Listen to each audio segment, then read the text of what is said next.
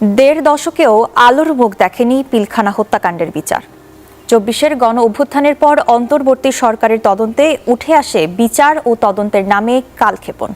আলামত নষ্ট ও মূল অপরাধীদের আড়াল করেছে বিগত ফ্যাসিস্ট সরকার। হত্যাকাণ্ডে তৎকালীন প্রধানমন্ত্রী সহ বিদেশি শক্তির সম্পৃক্ততাও পাওয়া যায়। এবার নতুন করে তদন্তের ঘোষণা দিয়েছে বিএনপি সরকার। মামলায় আসামি করা হচ্ছে শেখ হাসিনাকেও। ন্যায় বিচারের অপেক্ষায় ৫৭ সেনা কর্মকর্তা ও ১৭ বেসামরিক নাগরিকের পরিবার।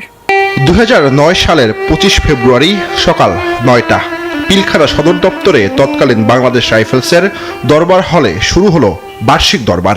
বিডিআর মহাপরিচালক মেজর জেনারেল শাকিল আহমেদের বক্তব্য শুরু হতেই কিছু বিদ্রোহী সৈনিক অতর্কিত হামলা চালায়।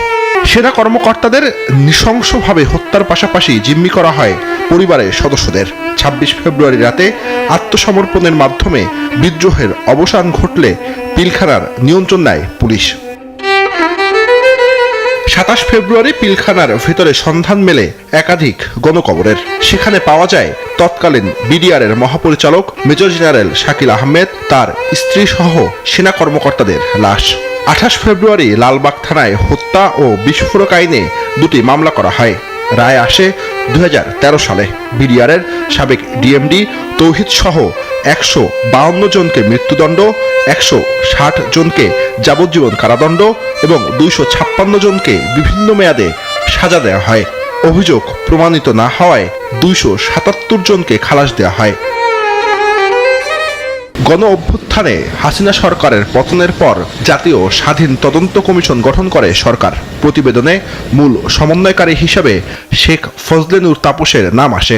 ভয়ঙ্কর এই হত্যাযজ্ঞে সম্মতি ছিল ফ্যাসিস্ট প্রধানমন্ত্রী শেখ হাসিনারও। বিএনপি সরকার ক্ষমতায় আসার পর ঘটনাটি পূর্ণ তদন্তের আশ্বাস দেয়। মামলার আসামি করা হচ্ছে শেখ হাসিনাকেও। সাবেক প্রধানমন্ত্রী শেখ হাসিনা, তৎকালীন মেয়র ব্যারিস্টার তাপস, ফজলে নূর তাপস, একাধিক সংসদ সদস্য অন্তর্ভুক্তি করার জন্য বিধান আছে। এই বিষয়টা নিয়ে আমরা ভাবছি। আমরা এবার দুটি জিনিস চাচ্ছি। একটি হচ্ছে ফাঁসির যারা আছেন এবং যারা যাবজ্জীবনের আসামি হিসাবে আছেন তাদেরকে একটি জামিন দিয়ে দেওয়া। এটা আমরা যেমন চাচ্ছি, ঠিক তেমনিভাবে তদন্ত কমিশনের রিপোর্ট যেটাই হোক তাকে তো একটি আইনগত ভিত্তি দিতে হবে। তাহলে তদন্ত কমিশনের রিপোর্ট আইনগত ভিত্তি পাওয়ার জন্য যেটা করতে হবে সেটা হলো অ্যাপিলেট ডিভিশনে চলমান এই মামলাটি, হত্যা মামলাটিকে রিমান্ডে পাঠানো। ১৭ বছর ধরে ন্যায় বিচারের প্রত্যাশায় দিন গুনছে ৭৪টি শহীদ পরিবার।